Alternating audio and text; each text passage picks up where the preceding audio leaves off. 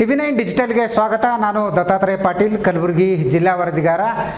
ಇವತ್ತು ನಾವು ಕಲಬುರಗಿ ಮತ್ತು ಕಲ್ಯಾಣ ಕರ್ನಾಟಕ ಭಾಗದ ಕೂಸಿನ ಮನೆ ಸ್ಥಿತಿಗತಿಗಳ ಬಗ್ಗೆ ಟಿವಿ9 ಡಿಜಿಟಲ್ನಲ್ಲಿ ನಿಮಗೆ ವಿವರವಾದ ಮಾಹಿತಿಯನ್ನು ಕೊಡ್ತಾ ಹೋಗ್ತೀನಿ. ಯಾಕೆಂದರೆ 2023ರಲ್ಲಿ ಕರ್ನಾಟಕ ರಾಜ್ಯದಲ್ಲಿ ಅಸ್ತಿತ್ವಕ್ಕೆ ಬಂದಂಥ ಕಾಂಗ್ರೆಸ್ ಸರ್ಕಾರ ಏನು ಬಡ ಕೂಲಿ ಕಾರ್ಮಿಕರ ಮಕ್ಕಳು, ಅದರಲ್ಲೂ ಏನು ಹಸುಗೂಸುಗಳು ಅಂದರೆ 6 ತಿಂಗಳಿಂದ 3 ವರ್ಷದ ಒಳಗಿನ ಮಕ್ಕಳು ಮತ್ತು ಉದ್ಯೋಗಸ್ಥ ಮಹಿಳೆಯರ ಮಕ್ಕಳಿಗಾಗಿ ಅನುಕೂಲ ಆಗಲಿ ಅಂತೇಳಿ ಕೂಸಿನ ಮನೆ ಅಂತೇಳಿ ಅಂದರೆ ಶಿಶು ಪಾಲನಾ ಕೇಂದ್ರಗಳನ್ನು ಆರಂಭಿಸಿತ್ತು. ಕಳೆದ 3 ವರ್ಷಗಳಿಂದನೂ ಕೂಡ ರಾಜ್ಯಾದ್ಯಂತ ಶಿಶು ಪಾಲನಾ ಕೇಂದ್ರಗಳು ಯಶಸ್ವಿಯಾಗಿ ನಡೀತಾ ಇದ್ವು. ಆದರೆ ಕಳೆದೊಂದು ತಿಂಗಳು ಅಂದರೆ ಆಗಸ್ಟ್ನಿಂದ ಕಲ್ಯಾಣ ಕರ್ನಾಟಕದಲ್ಲಿ ಬರೋಬ್ಬರಿ 538ಕ್ಕೂ ಹೆಚ್ಚು ಈ ಕೂಸಿನ ಮನೆ ಕೇಂದ್ರಗಳು ಏನು ಬಾಗಿಲು ಹಾಕುವಂಥ ಸ್ಥಿತಿಗೆ ಬಂದಿವೆ.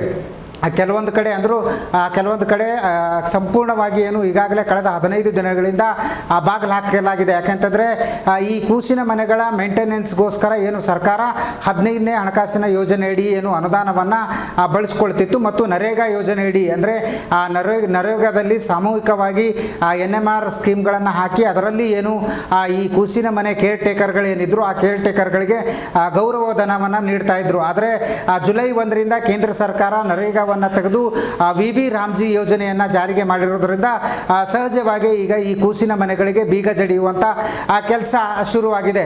ಹೀಗಾಗಿ ಕಲ್ಯಾಣ ಕರ್ನಾಟಕದಲ್ಲಿ ಸದ್ಯ ಬರೋಬ್ಬರಿ 538 ಕೂಸಿನ ಮನೆಗಳಿಗೆ ಬೀಗ ಜಡಿಯಲಾಗಿದೆ. ಇದರಿಂದ ಸಾಕಷ್ಟು ಬಡ ಕೂಲಿ ಕಾರ್ಮಿಕರ ಮಕ್ಕಳಾಗಿರ್ಬೋದು ಮತ್ತು ಉದ್ಯೋಗಸ್ಥರ ಮಕ್ಕಳಾಗಿರ್ಬೋದು ಸದ್ಯ ಅವರ ಆರೈಕೆ ಮತ್ತು ಪೋಷಣೆಗೆ ದೊಡ್ಡ ಸಂಕಷ್ಟ ಎದುರಾಗಿದೆ ಅಂತಲೇ ಹೇಳ್ಬೋದು. ಯಾಕಂತಂದರೆ ಸಹಜವಾಗಿ ಏನು 2023ರಲ್ಲಿ ರಾಜ್ಯ ಕಾಂಗ್ರೆಸ್ ಸರ್ಕಾರ ಅಸ್ತಿತ್ವಕ್ಕೆ ಬಂದ ತಕ್ಷಣವೇ ನಗರ ವ್ಯಾಪ್ತಿಯಲ್ಲಿ ಏನು ಅಂಗನವಾಡಿ ಕೇಂದ್ರಗಳಿದ್ದು ಅವುಗಳ ಪಕ್ಕನೇ ಈ ಕೂಸಿನ ಮನೆ ಏನು ಯೋಜನೆ ಜಾರಿಗೆ ತರಲಾಗಿತ್ತು. ಅಂದರೆ ಆ ಕೂಸಿನ ಮನೆ ಅನ್ನುವಂಥ ಒಂದು ಕಟ್ಟಡವನ್ನು ನಿರ್ಮಿಸಿ ಅದರಲ್ಲಿ ಉದ್ಯೋಗಸ್ಥ ಮಹಿಳೆಯರ ಮಕ್ಕಳು ಏನಿದ್ವು ಅಂದರೆ 3 ವರ್ಷದ ಮಕ್ಕಳುಗಳು ಏನಿದ್ರು ಅವುಗಳಿಗೆ ಆರೈಕೆ ಮತ್ತು ಪೋಷಣೆ ಮಾಡುವಂಥ ಕೆಲಸವನ್ನು ರಾಜ್ಯ ಸರ್ಕಾರ ಮಾಡಿಕೊಳ್ಳುತ್ತಿತ್ತು. ಮತ್ತು ಅದರಲ್ಲಿ ಏನು ಉದ್ಯೋಗಸ್ಥ ಮಹಿಳೆಯರು ತಮ್ಮ ಮಕ್ಕಳನ್ನು ಈ ಕೂಸಿನ ಮನೆಯಲ್ಲಿ ಬಿಟ್ಟು ತಮ್ಮ ಉದ್ಯೋಗವನ್ನು ಮಾಡೋಕ್ಕೆ ಹೋಗ್ತಾ ಇದ್ರು.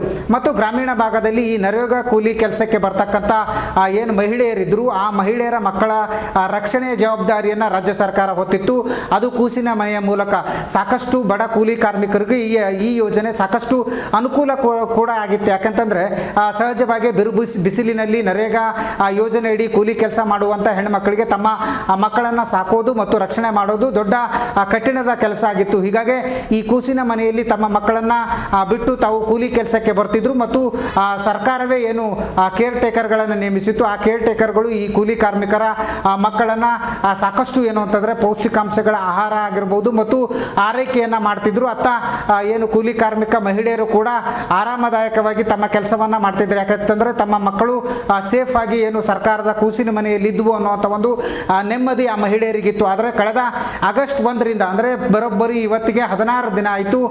ಇಲ್ಲಿ ಏನು 16 ದಿನಗಳಿಂದ ಕೂಸಿನ ಮನೆ ಸಂಪೂರ್ಣವಾಗಿ ಬಂದಾಗಿದೆ. ಕಲಬುರಗಿಯ ಸುಮಾರು 191 ಕೇಂದ್ರಗಳಿದ್ವು. ಅದರಲ್ಲಿ ಬರೋಬ್ಬರಿ 127 ಕೇಂದ್ರ ಈಗಾಗಲೇ ಬಾಗಿಲು ಹಾಕಿದೆ. ಹೀಗಾಗಿ ಏನು ಬಡ ಕೂಲಿ ಕಾರ್ಮಿಕರಿಗೆ ಅಂದರೆ ಬಡ ಕೂಲಿ ಕಾರ್ಮಿಕ ಮಹಿಳೆಯರೇನಿದ್ರು ಅವರಿಗೆ ಆಶಾಕಿರಣವಾದಂಥ ಯೋಜನೆ ಸದ್ಯ ಏನು ಅಂತಂದರೆ ಅವನತಿಯ ಹಾದಿ ಹಿಡಿದಿದೆ.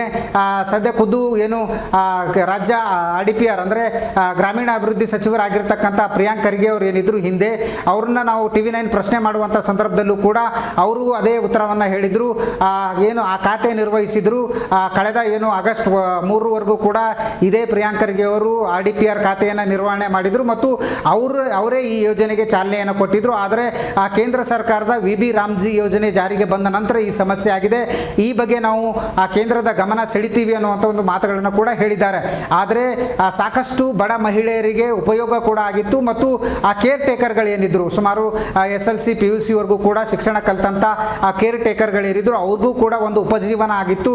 ಯಾಕೆಂತಂದರೆ ಸುಮಾರು 9ರಿಂದ 10 ಸಾವಿರ ಪ್ರತಿಯೊಬ್ಬ ಕೇರ್ ಟೇಕರ್ಗೂ ಕೂಡ ರಾಜ್ಯ ಸರ್ಕಾರ ಗೌರವಧನವನ್ನು ನೀಡುತ್ತಿತ್ತು. ಆದರೆ ಅದು ಕೂಡ ಸ್ಥಗಿತ ಆಗಿದೆ ಮತ್ತು ಕಳೆದ 3 ತಿಂಗಳ ಗೌರವಧನ ಹಣ ಅಂದರೆ ಆ ಸಂಬಳ ಕೂಡ ಇಲ್ಲಿವರೆಗೂ ಕೂಡ ಬಂದಿಲ್ಲ ಅನ್ನುವಂಥ ಒಂದು ಅಳಲನ್ನು ಕೂಡ ಸದ್ಯ ಆ ಕೇರ್ ಟೇಕರ್ಗಳು ತೋಡ್ಕೊಳ್ತಾ ಇದ್ದಾರೆ. ಸದ್ಯ ಸುಮಾರು 538ಕ್ಕೂ ಹೆಚ್ಚು ಏನು ಶಿಶುಪಾಲನ ಅಂದರೆ ಈ ಕೂಸಿನ ಮನೆ ಏನಿದ್ವು ಅವು ಕಲ್ಯಾಣ ಕರ್ನಾಟಕದಲ್ಲಿ ಸದ್ಯ ಬೀಗ ಹಾಕಿರೋದಂಥದ್ದು. ಹೀಗಾಗಿ ಬಡ ಉದ್ಯೋಗಸ್ಥ ಮಹಿಳೆಯರಾಗಿರ್ಬೋದು, ಕೂಲಿ ಕಾರ್ಮಿಕರಾಗಿರ್ಬೋದು, ಇವರಿಗೆ ದೊಡ್ಡ ಬರ ಸಿಡಿಲೇ ಬಡಿದಿದೆ ಅಂತಲೇ ಹೇಳ್ಬೋದು. ತಮ್ಮ ಹಸುಗೂಸುಗಳನ್ನು ಅಂದರೆ 6 ತಿಂಗಳಿಂದ 3 ವರ್ಷದ ಒಳಗಿನ ಹಸಿಗೂಸುಗಳೇನಿದ್ವು ಅವಳನ್ನು ತಮ್ಮ ಕಂಕುಳಲ್ಲೇ ಕಟ್ಕೊಂಡು ಆಫೀಸ್ಗಳಿಗೆ ಹೋಗಬೇಕಿತ್ತು ಮತ್ತು ಕೂಲಿ ಕೆಲಸಗಳಿಗೆ ಹೋಗಬೇಕಿತ್ತು. ಆದರೆ ಸರ್ಕಾರ ಈ ಒಂದು ಯೋಜನೆ ತಂದ ಬಳಿಕ ಸಾಕಷ್ಟು ಮಹಿಳೆಯರು ತಮ್ಮ ಮಕ್ಕಳನ್ನು ಈ ಕೂಸಿನ ಮನೆಗಳಿಗೆ ಬಿಟ್ಟು ತಮ್ಮ ಕೆಲಸಗಳಿಗೆ ಹೋಗ್ತಿದ್ರು. ಆದರೆ ಸದ್ಯ ಕೂಸಿನ ಮನೆ ಬಂದ್ ಆಗಿರೋದ್ರಿಂದ ಸಹಜವಾಗಿ ಸಾಕಷ್ಟು ಕೂಲಿ ಕಾರ್ಮಿಕರಿಗೂ ಮತ್ತು ಇತ್ತ ಕೇರ್ ಟೇಕರ್ಗಳಿಗೂ ಕೂಡ ದೊಡ್ಡ ಸಮಸ್ಯೆ ಆಗಿದೆ. ಈ ಸಮಸ್ಯೆಯನ್ನು ಸರ್ಕಾರ ಯಾವ ರೀತಿಯಾಗಿ ತೆಗೆದುಕೊಳ್ಳುತ್ತೆ ಮತ್ತು ಕೂಸಿನ ಮನೆಗಳನ್ನು ಯಥಾಸ್ಥಿತಿಯಾಗಿ ಮುಂದುವರಿಸುತ್ತಾ ಅನ್ನೋದನ್ನು ಕಾದು ನೋಡಬೇಕು.